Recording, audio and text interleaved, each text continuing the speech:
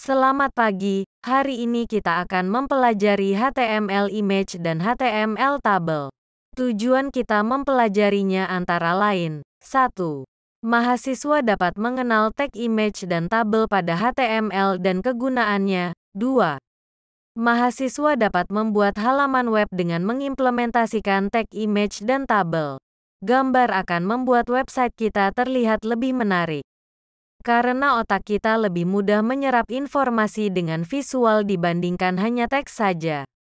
Karena itu, gambar sangatlah penting. Pada materi ini, kita akan belajar cara menambahkan gambar di HTML.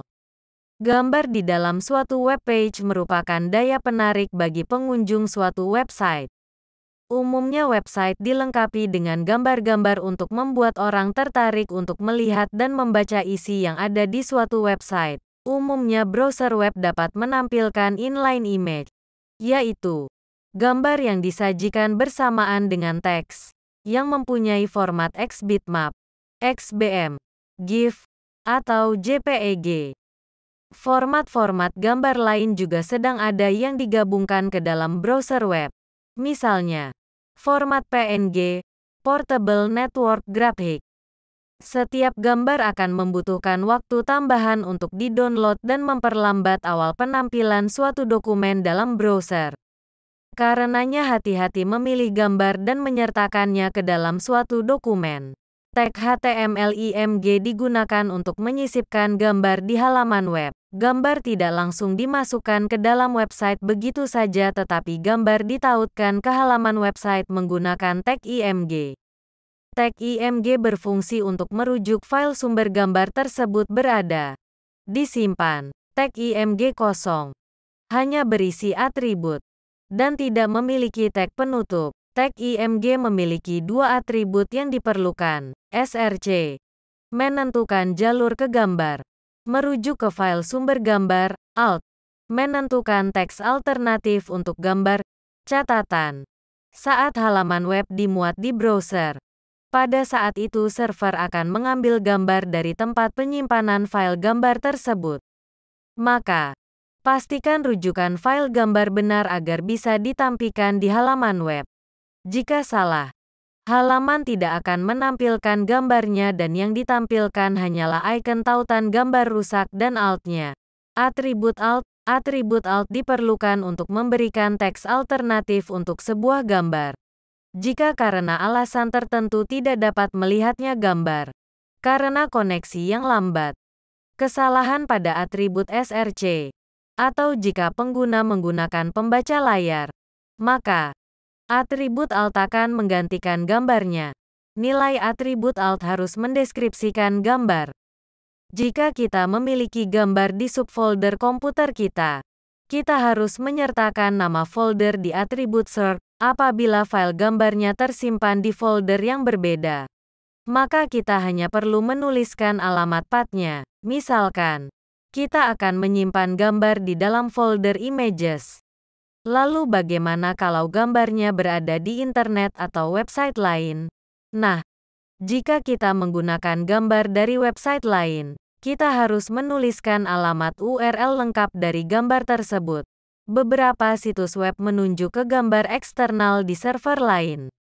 Untuk mengarahkan ke gambar di server lain, kita harus menyertakan URL absolut lengkap di atribut SRC. Catatan gambar eksternal. Gambar eksternal mungkin memiliki hak cipta.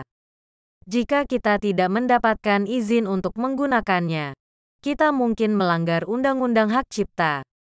Selain itu, kita tidak bisa mengontrol gambar eksternal. Gambar tersebut bisa saja dihapus sewaktu-waktu oleh pemilik hak cipta.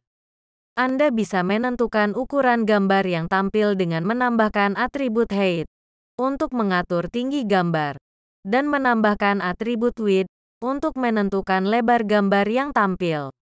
Anda dapat menentukan lebar dan tinggi gambar dalam ukuran piksel atau persentase dari ukuran sebenarnya. Tetapi cara ini sangat tidak direkomendasikan karena Anda harus memberikan atribut height dan width pada semua gambar yang Anda tampilkan.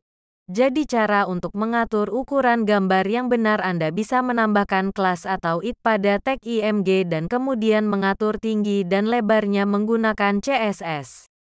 Atur border gambar. Secara default, gambar akan memiliki border di sekelilingnya. Anda dapat menentukan ketebalan border dalam bentuk piksel menggunakan atribut border. Ketebalan 0 berarti tidak ada batas di sekeliling gambar. Atur image alignment. Secara default, gambar akan diratakan di sisi kiri halaman. Tetapi Anda dapat menggunakan atribut align untuk mengaturnya di tengah atau kanan. Tabel HTML memungkinkan kita mengatur dan menampilkan data dalam bentuk tabel pada halaman web. Tabel HTML berperan penting dalam menyajikan data secara terstruktur. Fungsi utama tabel HTML adalah membantu pembuat website menampilkan informasi dalam format grid, yang dapat mempermudah audiens memahami dan menginterpretasikan data. Bagi web developer, tabel HTML berguna dalam menampilkan informasi secara lebih terstruktur dan jelas. Bukan hanya itu, pemahaman tabel HTML juga membantu kamu dalam membuat desain responsif agar situs web terlihat kompatibel di semua perangkat, baik desktop, tablet, ataupun smartphone. Elemen-elemen utama dalam tabel HTML. Ada beberapa elemen utama yang digunakan dalam tabel HTML untuk menyusun dan memformat tampilan data. Berikut penjelasan tentang elemen-elemen tersebut. Tag tabel digunakan untuk membuat tabel itu sendiri. Semua elemen lain yang membentuk tabel akan diletakkan di dalam tag ini. Tag berfungsi untuk membuat baris baru dalam tabel. Setiap baris dalam tabel HTML dimulai dengan tag dan diakhiri dengan tag ter. Tag dipakai untuk membuat sel header dalam tabel. Sel header biasanya digunakan untuk memberikan judul pada kolom atau baris. Elemen secara otomatis akan menebalkan dan meratakan teks ke tengah. Tag TD digunakan untuk membuat sel data dalam tabel. Adalah tempat di mana data aktual disimpan di dalam tabel. Tag caption berfungsi memberikan judul atau keterangan untuk tabel. Tag tit dimanfaatkan untuk mengelompokkan bagian header dari tabel. Tag body dipakai untuk mengelompokkan bagian utama atau body dari tabel. Tag foot digunakan untuk mengelompokkan bagian footer dari tabel.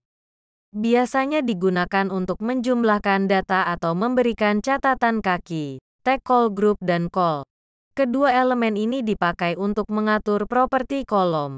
Seperti lebar kolom. Tag span dipakai untuk menggabungkan beberapa sel menjadi satu sel besar, baik secara horizontal menggunakan atribut call span atau secara vertikal menggunakan atribut row span. Berikut merupakan contoh dari penggunaan tabel.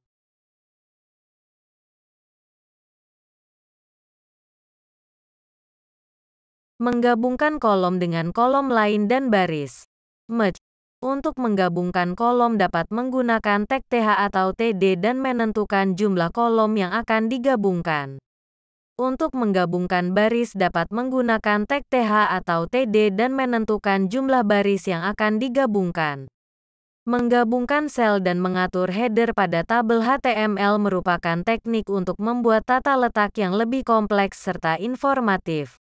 Menggabungkan sel. Untuk menggabungkan sel secara horizontal atau vertikal, kita menggunakan atribut call span dan row span. Atribut call span digunakan saat kamu ingin menggabungkan sel secara horizontal, sedangkan row span untuk menggabungkan sel secara vertikal. Menggunakan elemen th. Elemen th berfungsi untuk membuat sel header dalam tabel.